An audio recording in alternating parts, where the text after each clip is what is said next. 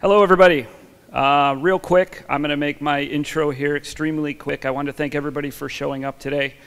I think to summarize what we're going to talk about, I think we can all agree that we all really rely on data to run our businesses.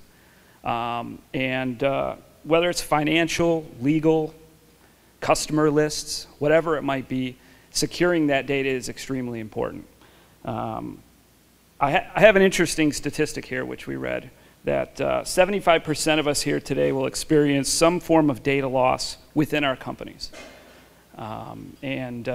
Majority of us in this room have had some form of personal breach in our data happen in our lives in general. And the goal of today is really to get C-levels and business owners from the local community together to better secure that data so we can be stronger in this community for our C-levels moving forward. We've actually brought in Dave Stelzo, who is a CISSP and is internationally known as a security expert. And I have some facts here about him, which I wanted to make sure I didn't forget, so I'm going to read my sheet. He's actually studied issues surrounding cybercrime trends and worked with organizations all over the world to kind of help them understand why companies continue to lose data and expose themselves to risk, even though they're spending a lot of money to protect themselves. So it's an interesting model. These companies are spending money, but they continue to be breached. Why is that? Today he'll be speaking from his most recent book, Data at Risk, and he's going to give us the 7 essential mindsets business leaders in our community must have in order to stop cybercrime from destroying our business. So please welcome Dave Stelzo. Thank you. Okay, well, good afternoon. Thanks for coming out today. This is not going to be a technical presentation, so you don't have to worry about me getting really deep into this. But the thing I really want to cover today is what is it that's going to keep companies secure. And as I go around the world and look at what's happening out there, I'm a little bit worried at the way that we're addressing this, the way that we're thinking about this. And so the idea today really is to give you some tools, some mindsets really. It's not a technical conversation, it's a mindset conversation to understand how do I keep my company going forward and reduce what's happening out there. So I want to share with you some things. I've broken my presentation down into 2 areas really. The first is to look at the trends. What do we need to be worried about?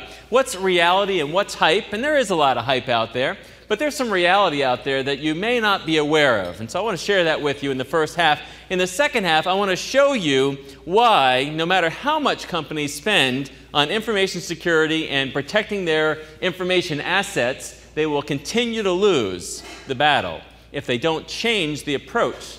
It's really the approach that the company in its entirety is taking that is causing us to lose this battle. And so I want to share that with you as we go along. I want to start out with just a few news blurbs. Whenever I go out and speak at one of these conferences, which is pretty frequently, I like to look at the news and just kind of see what's going on out there. And I, over the last couple months, just been collecting some statistics out of the Wall Street Journal.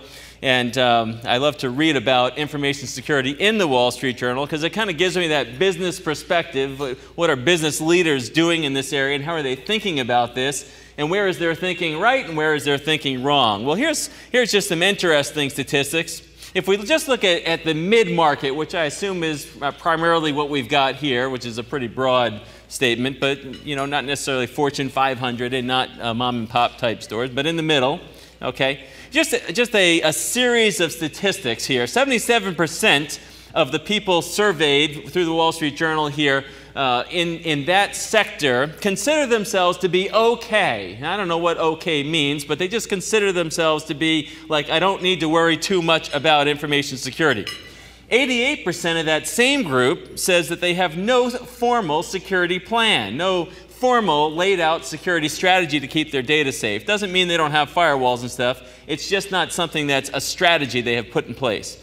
73% of them feel that the internet is critical to their business. I bet restaurant.com thinks it's absolutely critical. I mean, how could you be in business otherwise, right? 59% of them don't have any response plan if something does happen, just assuming it'll be okay. 66% say that they're not concerned about being a victim. They don't think they will be victims in the next period of time of whatever that is. 86% of them are satisfied with their current security state, where they are. Now, these are business leaders. Now, on the other hand, if we just a little flip side here, one security vendor out there, product manufacturer, who is responsible for stopping attacks, over 1 billion of attacks that they stopped last year, 1 billion attacks, 40% of them, almost half of them, targeted this same group. And Visa came back and said that 90% of their fraud cases are in the same group, interestingly enough. The FBI tells us it takes at least 14 months for the average company to know that they're under attack. 14 months, over a year, before they would even know. In fact, if we look at some history, it took TJ Maxx 3 years to know, and it was actually 7 years ago that that big hack took place with 100 million credit cards being stolen. Of course, that's a large company, but they're still unraveling the mess. If you've read some of the news articles recently about that, Albert Gonzalez and his crew from overseas. And then an interesting quote from the Wall Street Journal that just came out a couple of months ago. Every major company in America has been attacked successfully over the internet. Every major corporation has been attacked. It doesn't mean that they know about it. It just means that security analysts believe that that is the case. How many people here know or read that our central power grid systems have been successfully attacked over the last 18 months? How many people knew that? Okay, a couple of people did, but most people didn't. Does that sound important to you? How many of you knew that the plans for one of our most recent stealth fighter jets, the F-35, were compromised and downloaded? How many people knew that? Ooh, not too many people. Does that sound important to you? How many people knew that the air traffic control system for our Air Force was compromised about 18 months ago? Oh, not too many people knew that either. See, that's the problem. We're sitting around thinking things are okay because a lot of that stuff doesn't show up in the news, really. In fact, some of those news articles that I came across are just because I look specifically for information security stuff, but they're buried in there instead of being out where we can see them. And the education just isn't there to let us know what's going on. And so I want to give some education today to get us thinking about this. Because if we could think about this, there are some things that we could change. A lot of this comes out of the book that you have sitting with you there, which is really about the mindsets, non-technical. I recommend you flip through it, but here's the key. No matter how much money you spend, and I'm sure that all of your companies are spending some money, NASA spent $58 million on information security last year. $58 million. And they were still attacked and lost some very critical information last year. That's scary. Now, why are we here? This is what your senior management team really needs to know and what your board of directors wants to know.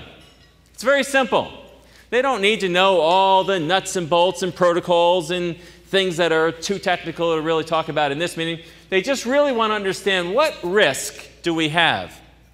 Now, people are always talking about impact. I refer to impact as the hype. Right? Oh, the world's going to die. You know, everybody's going to die. We're all going to crash and burn.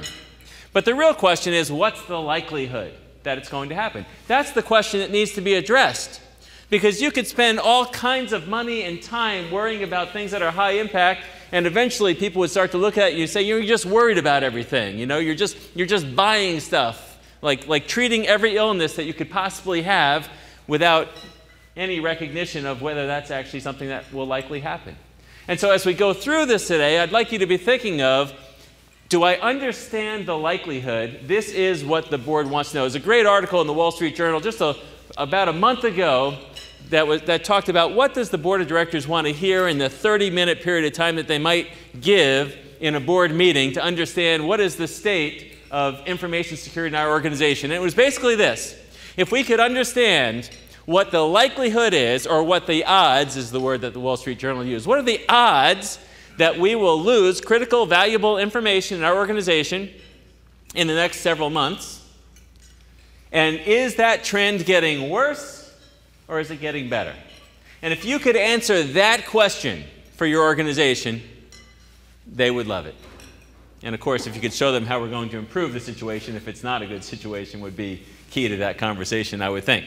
And so I want to give you some ways to think about that today so you can have that discussion. And I want to start out with 7 scary things out there that I think we need to have our eyes on over the next 12 months, okay? This is sort of the trends. This is what's happening out there. And I think it might be a little different than most people are really thinking about. So I want to start out, by the way, that's my 5-year-old son right there hacking into one of our companies.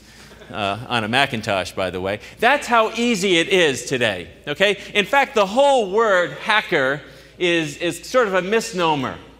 The people who actually do hack get a little bit irritated when we use that word just like, you know, hacked into, because the hackers, the real hackers, know that it's really the smart people who are developing the tools to hack into stuff, and the rest of the people out there are just using them. In fact, there was a great interview with a guy from China not too long ago in the Wall Street Journal who had broken into, I won't use the word hacked because he didn't hack into, he just simply went online and bought a piece of software for about $200. Downloaded it to his computer, came complete with instructions. This guy's not a computer scientist. He downloads the program to his computer, reads the instructions, and what it does is it shows him exactly how to go out to different companies and steal from them. And he starts making about $12,000 a day, I think he said. This is tax-free money, by the way. And the only reason that he got busted is because he thought it was so cool that he started bragging about it on social media. And so, of course, the authorities are always monitoring those chat rooms and that sort of thing, and they followed up on him, found him, busted him, interviewed him. Now he's famous. But hopefully he went to jail. But it's simple. But it's also surreptitious. It's an under-the-covers kind of thing. It's not something that you would see if it were happening to you. It's also unstoppable in many ways, and I want to show you why that is, and I want to show you how we can change that, again, without getting too technical. But there are basically 3 things out there that are primarily being used, and there are others, but I'm just going to give you high level here. And so I just want you to understand what these terms are in case you aren't very technical. You should just know what they are. If you don't know what a bot is an abbreviation for robot, and it's simply a little piece of code, a little program, if you will. It's the same technology that Google uses to go out and find your website. So you build a new website, and it's online, and everybody can see it within, minutes or hours or whatever that you launch it. And it's because a little program called a bot goes out and finds those things and then reports back to the owner and says, okay, we found it, it's indexed, and now when you search for restaurant.com, you find it.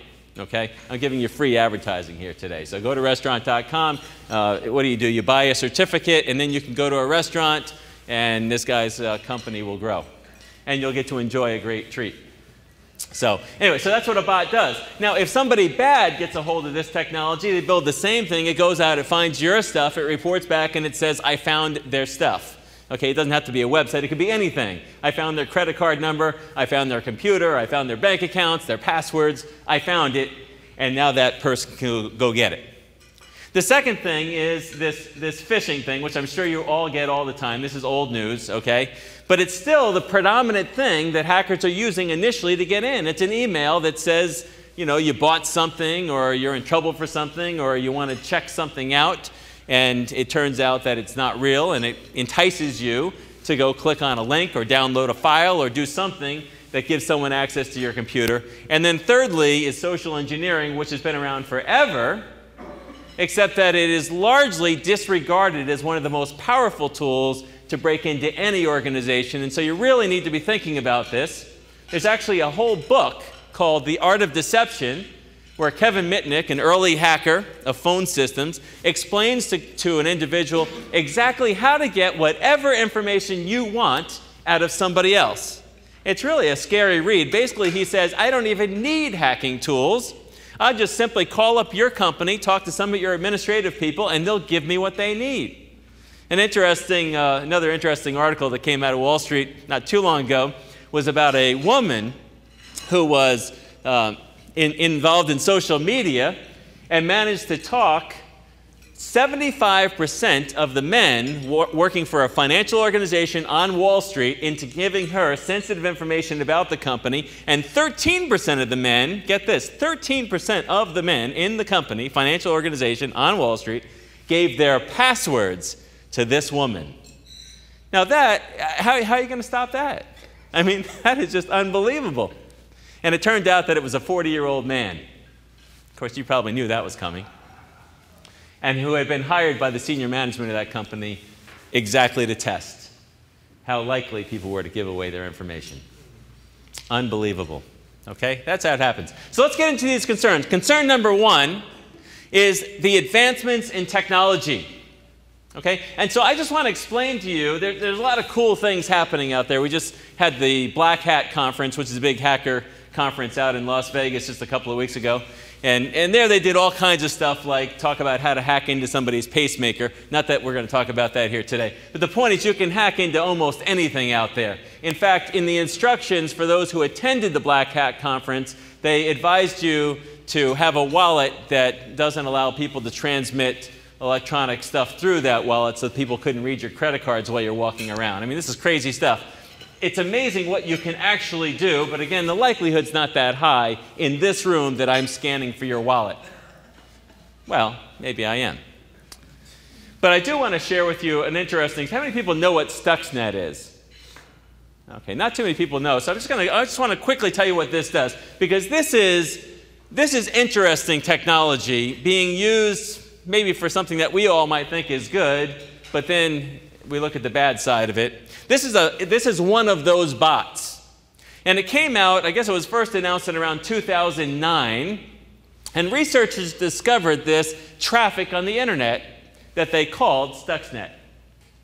And as they studied this traffic, they didn't know what it was, they didn't know where it came from, who developed it, where it was going, what it was going to do. But it was one of those things you'd read in the paper that says there's some virus out there and we're not sure what it is. Well, it's not a virus, though.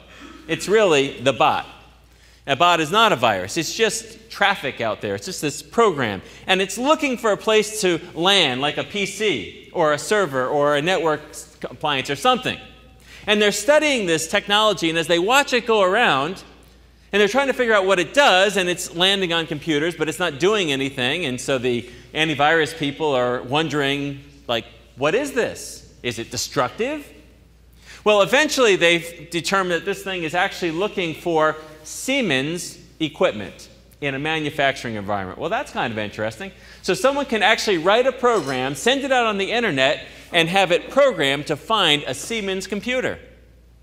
In fact, PLCs, program logic controllers, in Siemens computers that would take over those computers that would do something to a manufacturing process. Well, they're continuing to research it. They're not seeing any evidence of it. They just know it's out there.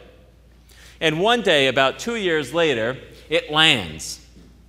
And what it does is it takes over the control of one single operation in Iran, the uranium enrichment process that's being used to supposedly build nuclear weapons.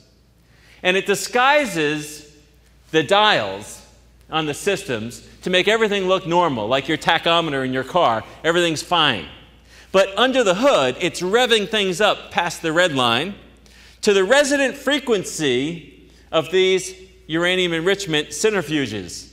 Now this is incredible. I mean, think about the engineering required to figure all this out, to know the resident frequency of centrifuges, to send something out somewhere in the world and go all over the world and find it 2 years later, spin it up, disguise it, and blow it up physically.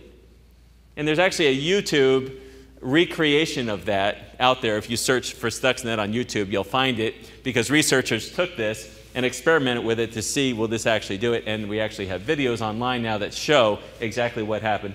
It's incredible. Now, this particular program, nobody knew who wrote it. Nobody still does, really, except that everyone believes that the United States cooperated with Israel to build this technology, and maybe we did, I don't know. But the point is that it was supposed to blow itself up. It was supposed to erase itself when it was done blowing up the uranium enrichment process. That part of the program failed. Go figure. So now it's out there. And so Flame and Gauss, and there's many other derivatives of this technology, fall into the hands of the wrong people. My point is that what's possible out there is huge. It's big. But it's also automated. Okay, if you understand what happens here, it doesn't require someone to go hack into somebody's computer. They just send it out. Now, if I take that same code and I just say, go find anyone's payroll system, and as soon as you find one that's weak, report back to me. It could be yours. It could be anyone's. I don't have to target your organization anymore. I can just do what's called a class attack, send it out online, and wait for my thing to report back to me, just like a Google website, and tell me I found one. And as soon as I found one, I can then go ahead and break into whatever it is you have. Concern number 2 is the movement into the bring your own device world, and I notice that we've got a bring your own device world over there on the HP sign. Now, I'm not saying here that we should stop the bring your own device stuff. In fact, what I am going to say here is that there's really no way to stop it. It's kind of like instant messaging was years ago. Remember companies that said we're not going to allow instant messaging? And before that, there were companies, I remember companies that said we're not going to allow our employees to use the internet. I don't know if you remember that. But you can't do that. And as soon as people start saying you can't bring your own device, which companies are doing today, by tomorrow they'll have changed their mind, because what student is going to come out of college, or even anyone who's just really into the computer world, is going to go work for someone, especially where they have to travel around and carry 3 or 4 devices? Oh, I got to bring 2 laptops. I got my laptop and their laptop, and you know, nobody's going to do that. And so they're either going to make their laptop. I remember when I worked for, well, I probably shouldn't tell this. Well, I don't work there anymore, I can tell you that. When I worked in the IT group at Bank of America, they locked down our systems. But I'm in the IT group, so I'm not going to lock down my system. You know, I had PC Anywhere going from home. I was doing all the admin stuff from home. I had, you know, I could bounce from one server to the next with backdoors. I mean, there was no way I was going in to do something for maintenance at 3 o'clock in the morning. Would you? No. And I bet people in your organization are doing that too. Bring your own device is a dangerous situation if we don't change the way we're handling it. Number 3 is social media and social business. Now, this is here to stay, because we have organizations like Salesforce.com and other companies that are really embracing and pushing social business, collaboration, and interaction. Can we get rid of this? No, we can't. But the amount of attacks that come in through social media type technology is tremendous, because most of our technology is not addressing it. The ability to exchange files and data and all kinds of things that bypass a lot of the firewall technology that we've implemented out there is huge. And we just don't realize it, because our assumption is that we put this firewall technology in place, we put our perimeter protection in place, and so now we're secure. People told us it was application aware, so we're fine. And then we start using these new tools, and the technology we put in place isn't addressing it. And so suddenly, we're wide open. In fact, our thought process is that the data is in our data center where it is secure, but it's not. Where is the data? It's in the air. It's all around us. It's in email, right? It's sitting in someone's Gmail account in the cloud somewhere. Number 4, every major company's been attacked. But yet, I should have this on the slide probably, I hear so many IT organizations, and this is global, right? I talk to people all over the world, and I hear this all the time, we're okay. How can you be okay when NASA spent $58 million in security and failed? Like, what did your company do? How did they somehow surpass that? Well, they didn't. But then the thought is, well, but NASA is a primary attack vector, or, you know, a target. Yeah, but with the technology we have today, anybody's payroll system, anybody's R&D system, anybody's financials are at risk. Number 5, this is an interesting statistic out of Wall Street. 75% of employees admit to stealing data from their own companies. Have you looked inside? Do you have a way to keep people inside from stealing? I want to show you what the sort of bottom line issue is when I talk about security and what we're doing about this. But most of us are guarding the perimeter, and we have no idea what people are doing internally. And 75% of people admit that they steal data from their companies. Some of that might be big, some might be little. But it's a bad situation. And then we have number 6. Stuxnet was not only a bot, but it was also what we call an advanced persistent threat, APT. And usually an APT is not something that's developed by like an independent hacker. It's usually more sophisticated than that. It's advanced in that it's high-tech. It's persistent in that it has many points of attack, and it's a threat that we can't hardly stop. And it's usually sponsored by some nation out there. And as I talk with people in other countries, I'm well aware that a lot of innovation comes out of this country. And where does it come out of? It comes out of the small, medium businesses.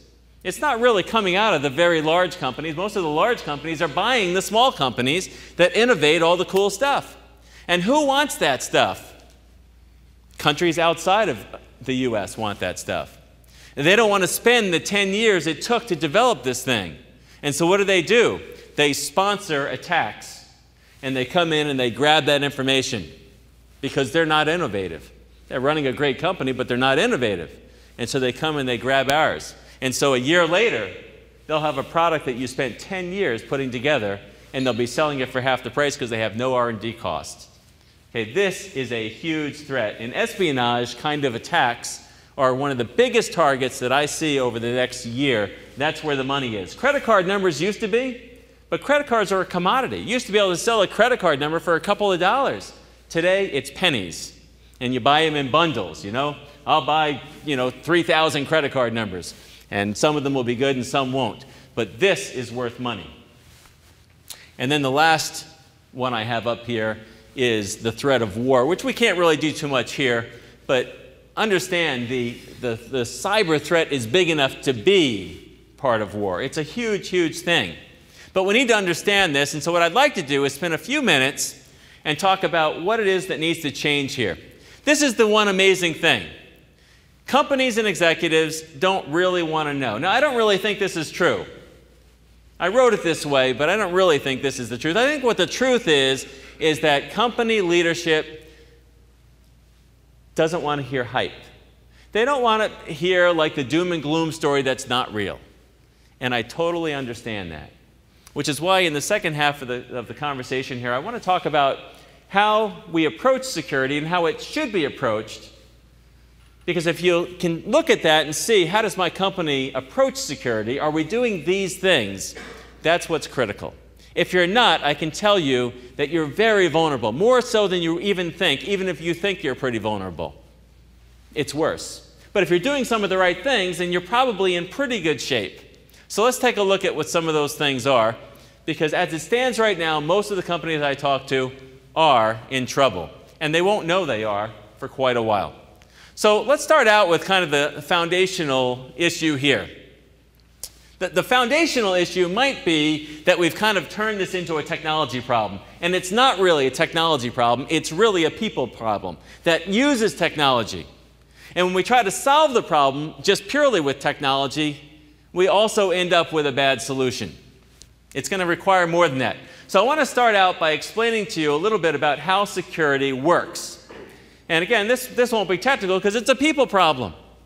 But I want to show you something here using a physical illustration so you can understand how does security actually work. Have you ever thought about that? How does security keep my home safe, keep my bank safe, keep people in prison, and keep, other countries out of our country? How does it work? At the airport or even in the network. How does it work? And so the first thing I like to do here is talk about a home, because we can all visualize. Everybody visualize your home for a moment, wherever or whatever kind of home you might live in. They're all protected pretty much the same. And the truth is that all security works pretty much the same. Whether it's physical or digital, it's the same principle. So what kinds of things protect your home? Well, you might think, well, at nighttime we lock our doors, we lock our windows, at least we do in my neighborhood. Maybe you live in one of those really nice neighborhoods. When I go overseas, they always have barbed wire around the hotel I'm staying in. That always worries me. And we have alarms. We have alarm. We're hooked up to ADT. If somebody breaks in, that alarm goes off. Maybe you have some kind of fence. We don't have we have an electric fence that maintains 3 dogs. I have 2 German Shepherds, man-eating size German Shepherds. They tend to keep, well, at least they keep the guys that do door-to-door selling stuff. They keep those guys away. And then I have, oh, did I mention I have 7 kids and 1 wife? And they protect the home. And we have guns, because I live in North Carolina. You can carry guns in North Carolina, concealed weapons. So just imagine coming into my house. I got the 3 dogs, the 7 kids, and the wife. My wife, by the way, is a crossbow shooter. She shot 3 deer out of the window last season. So you don't want to sneak up on our house, especially in a brown outfit. So all those things, you make a list. And here it looked like this: doors, windows, locks, a fence, crime watch. I forgot to mention that one. Insurance, maybe the police, dogs, guns. This is what protects our home, isn't it? But you know, it's not. This is not what protects our home. This is the mistake to think this way. In fact, what does protect my home is made up of these things, but it's actually a system that takes these things and breaks them into 3 pieces. Now, it's a system in that if the system is constructed correctly, it will work. But if your system at home is not constructed correctly, you can have all these things and you'll think you're secure, but you won't be really secure. In fact, we had a little bit of a problem with ours at one point. I was out of town and my wife, the alarm went off. It was the middle of the night. And I got a phone call from my father in the middle of the night. And he said, your alarm's going off and the alarm company is trying to reach your home, but they can't get anyone there. Where's your family? Now, I'm in New York City at like the top of the Marriott Marquis Hotel in the middle of Manhattan, like I could really get home anytime soon. And I said, I don't know, they should be home.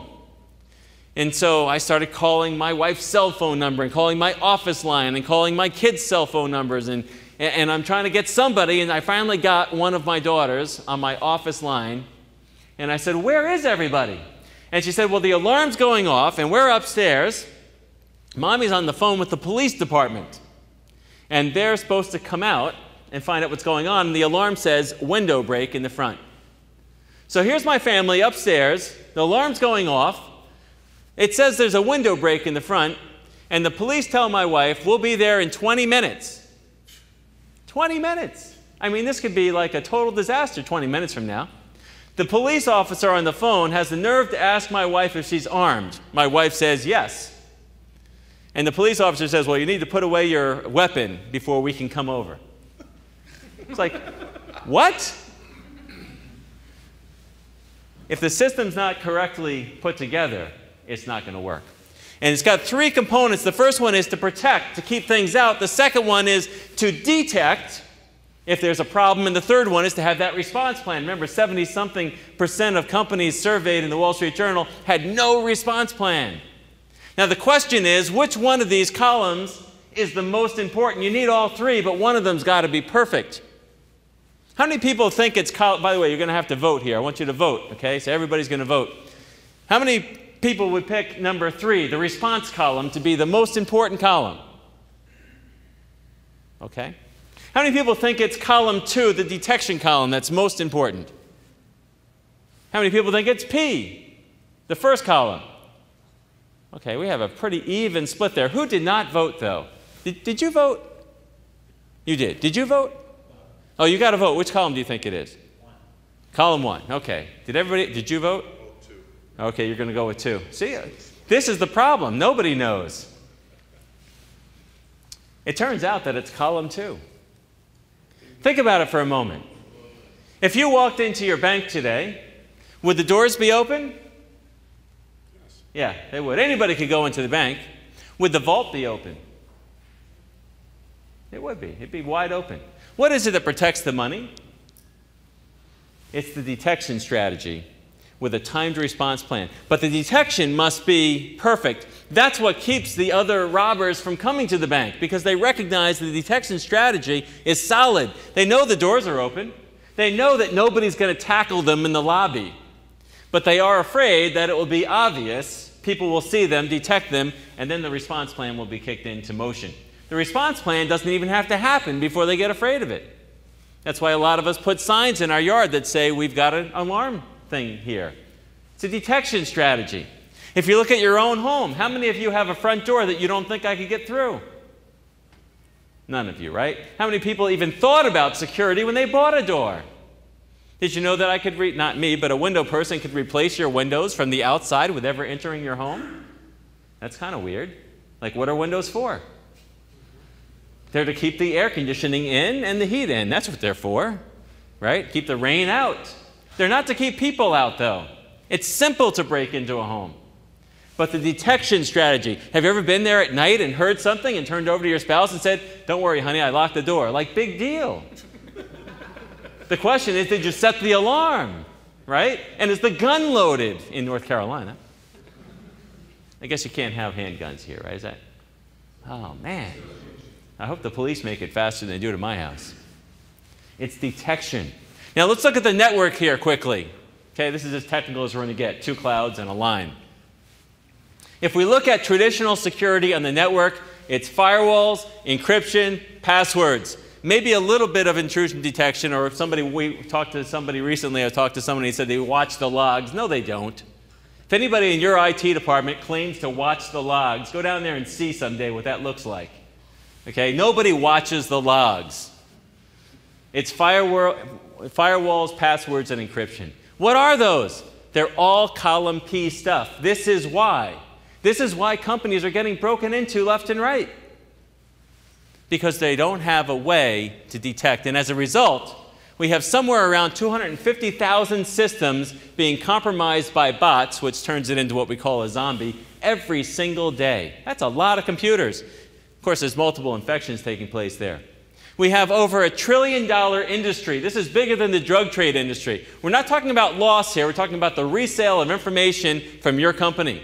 Huge, huge business, well-funded by companies that have thousands of employees in them, that do things like go out and find companies that are open for business, meaning that your doors are open and they can get to your stuff.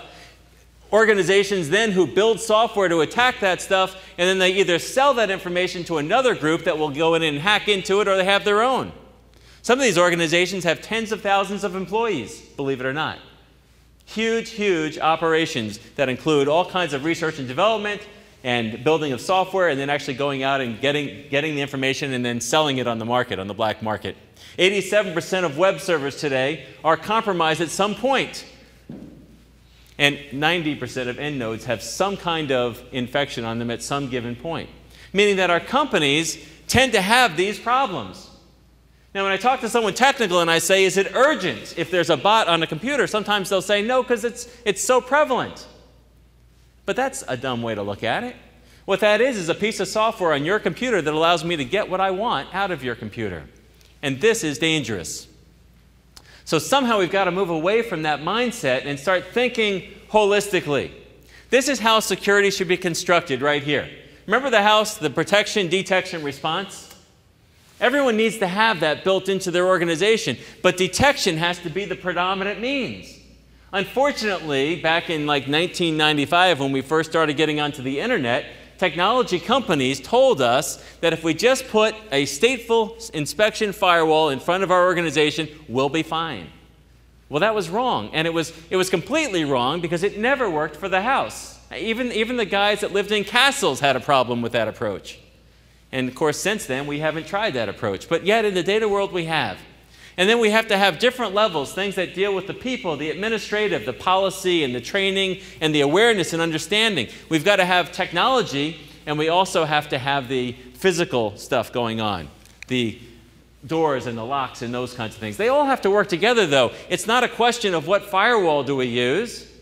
It's a question of how do all these pieces work together so that there's some level of protection which will always be defeated, always.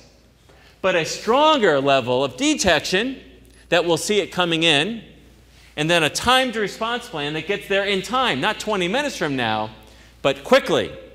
Compare 2 attacks out there, one to TJ Maxx. It took TJ Maxx 3 years to figure it out. They lost 100 million credit cards. Lowe's was attacked around the same time period, a little bit prior to TJ Maxx, but because the person hacking in to Lowe's screwed up, they had called the FBI and the FBI was watching. They lost 6 credit card numbers. It's interesting. Both were defeated, but one was detecting. And not on purpose, just because they had had a problem. And so they're the ones that really won on that deal. We've got to be detecting. Now, I just want to build on that, and we'll end our session here by going through just quickly. I don't have time to go into detail on these 7 mindsets, but they're in your book. But I want to give you a sense of what they are. So we've got this house model in thinking about detection. And so what we want to do is we want to build on that and realize that security is an asset issue. It's not a technical issue. Now, we need technology. Technology automates. We need technology people. We need people who are interested in programming and maintaining networks and protocols and all this sort of thing. But we also need people who are thinking about assets. Every time you create data, you create an asset. And an asset mindset looks at the value of the data. One of the things that happened not too long ago is somebody sent about $1 million worth of data on a CD to another department within their organization. It had some very sensitive information on it that was worth a lot of money. But they put it in an inner office mail envelope, and it got lost. Now, I don't know if it really got lost or if someone stole it or what happened, but the person reporting on it, again in the Wall Street Journal, made an interesting observation, which I wouldn't have expected from a reporter, but I thought, wow, that's astute. And here's what they said. If it had been in cash, would the employee have stuck it in an inner office envelope? No, right? But because it's data, somehow it's not worth anything. And that's a digital mindset. Secondly, we've got to have the PDR mindset. Protection, detection, response. We can't be living in this, we're okay. Nobody's okay. Never say that. Don't allow your IT people to say it. Instead say, we're watching. But we're building, we're improving, we're doing something. But don't ever say we've got it covered, because we don't. Then number 3, we've got to get in the habit of knowing who has what data. This is how you figure out if you have internal employee issues. You need to know who has what data, and you need to know what their data habits are. This requires some analytics. If somebody's downloading gigabytes of data in the middle of the night and that's not normal for them, then you know that there's something up. People have authorization to get to something, but then they misuse it. Perhaps they're selling it to someone or cooperating with somebody outside or something that will destroy the company. Who has your data? Most people get weird when you start restricting them. When I tell people that I read my kids' email, does that sound weird to you? I read all the email that comes into my house, and everybody knows it. I just told them, it's not like I'm sneaking around, I just told them up front, I know everything you do on the internet. If one of my kids goes to a site that I don't allow, I don't have my phone here, it's in my thing, they might have done it and I might have missed it. I immediately get a text message that tells me, hey, your son just went to some site that he's not supposed to go to, and I'll immediately call him and say, what are you doing right now? Having a snack? No, you're not, right? Number 4, building a digital mindset. Now, this is not an IT thing. This is everyone in your organization needs to have a digital mindset.